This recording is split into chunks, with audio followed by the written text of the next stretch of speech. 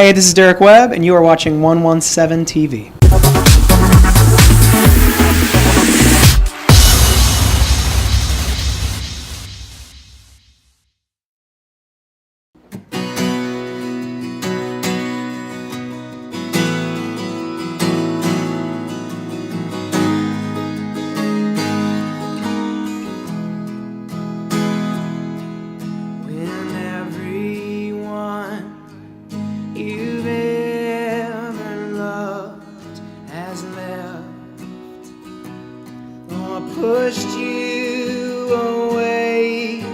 It's Jennifer Vickery for 117 here with Derek Webb in this really awesome spot where your entire project was written, recorded, produced. You played just about every instrument. That's so cool.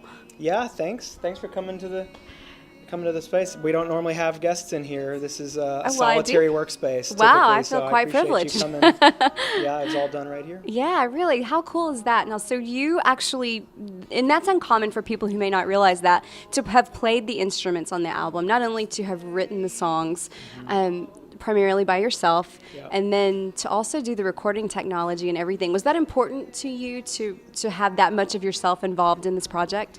Well, so I have a background in programming, like electronic music and program music. I really love that kind of music.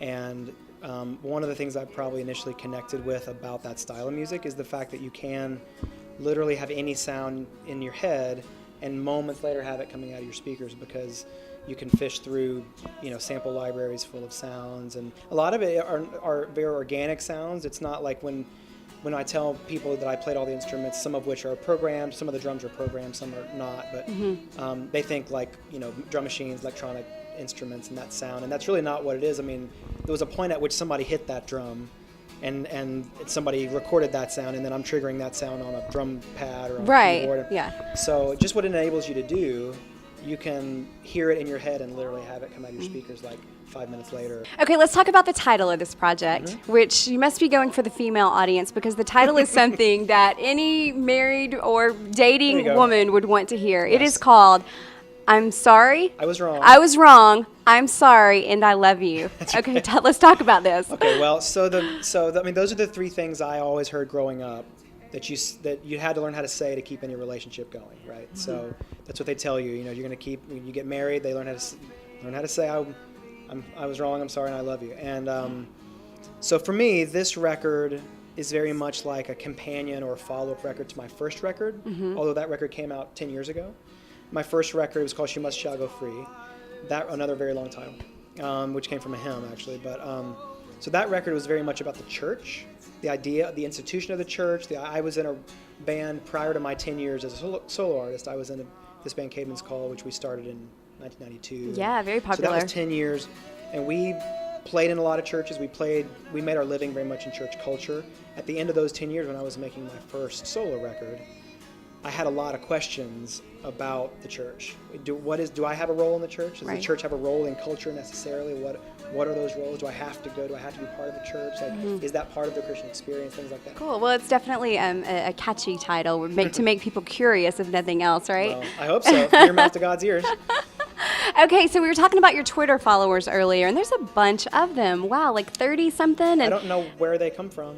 That's so cool. Now, do you find that the mischievous nature, that a little bit that resonates in you, does that find you, or do you go looking for that? How does that come to be? Speaking of Twitter. I mean, I'm just wired a particular way. I mean, when my whole first half of my life, I'm almost 40, the whole first half of my life was spent rebelling against one thing or the other. I was a rebellious kid. I had no good reason, and I was always in trouble. The second half of my life so far, my adult life so far, has been the process of discerning the right things to rebel against. So I think some people who are wired that way think that God wants to just rewire them in order to be of any use, to do anything good. I found that that's actually not true. There are right things to rebel against, and I need to use that rebellious spirit for good, so to speak. Well, let's back up a little bit. If you're a fan of Jimmy Fallon, you know who the Roots are. Questlove tends to tweet a lot. You made a public statement about that, and it led to a song. You need to go on YouTube and look up a song called Unblock Me. I didn't think I was telling tales out of school. comes to would you not a man of few? Yeah. Well, so what happened, I'm going to set the record straight. So what happened was, a year ago, I'm a huge fan of the Roots. Yeah. Just a huge fan of Questlove, favorite drummer, favorite living drummer. And I had not followed him for a few years though, because he tweets a lot, right? It just takes my feed over when he, but I'm the same way. People complain about the exact same thing with me, because I'm a loudmouth, so I can tend to tweet. And I said something about how they had just put a new record out. I was like, I'm going to follow I'd said this on Twitter. I'm going to follow Questlove again, because I love the new record, and but I might have to have a whole separate feed just for his tweets. Yeah. Because he tweets a lot. Yeah. Now, he didn't think that was so funny, apparently. He has 2.5 million followers. Why he singled me out, I don't know, but... You should feel honored. I should, and I do. But he immediately responded to me and said something about, like, no one's making you follow me, and, but did respond. And then, like, a minute after that, tweeted to all of his followers how he had just blocked his first verified Twitter user, which apparently I am. And I couldn't... So I was walking into a show. I was literally playing a show. I tweeted that one thing and then walked into a show. Yeah. I checked it after, and it was just an insane amount of activity that everyone had seen his thing about how he just blocked his first verified user, seen our conversation, figured out it was me, and then everyone was all over me trying to figure out what happened and what's this about. And but hey, if Twitter it led feud, more people to look up maybe Derek so. Webb, it's all good, right? And I thought it was over. Yeah. I thought that was over. And then a year later, a few weeks ago, I was doing an interview with the Houston Chronicle, which is the big newspaper in Houston, by their hip hop writer, because I love hip hop music, and I'm an aficionado of hip hop music. So he thought that was interesting because I'm a folk singer. So we were interviewing about that, and I ended that interview with that story, and with my dream of how I'm going to write a song about Quest unblocking me, and my dream is I want to go on Fallon, I want the Roots to be the band and play it with me, and then I want Questlove to unblock me on the air. I'm going crazy, right? It's my dream. Hey, we can all dream. We can all dream. That's all right. Maybe Fallon and Questlove are going to watch this interview and put Derek on the show. Then he immediately tweets the link to that article to his tribe a few weeks ago and says, well, what should I do?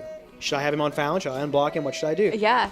And so literally the next day, because that's him throwing the ball to our court, right? He's throwing the gauntlet down. He's playing. He's willing to play ball. You can tell. Mm-hmm. So then my buddy and my friend Josh Moore, who I make records with occasionally, we literally, in the next 24 hours, we wrote and recorded that song and shot the video for that song. We jumped right on it, got it online fast. At the end of our video, we kind of throw it back to him and say, well, here's our song. What are you going to do? Yeah, you'll have to look it up. It's on YouTube. So, it's great. It's hashtag unblock me. So go there and find it. And there's block was spelled B-L-O-K. B-L-O-K. Okay. Which was actually a tip of the hat to the new Roots record, which was called Undone. U-N-D-U-N. Yeah. So we thought unblock. There you go. See, I mean, it's all Easter eggs. It's all little. It's a love letter to the Roots. There you go. So it's in their court. So now we got to see what happens, right? Roots. We'll see. Well, it's been so fun to talk to you today, and congratulations on the new project. And go to his website. He's got a great video up there as well. You can see a little bit of his personality, and it's kind of fun. And we're looking forward to hearing some of the music. Thank you so much. Appreciate it. Pleasure.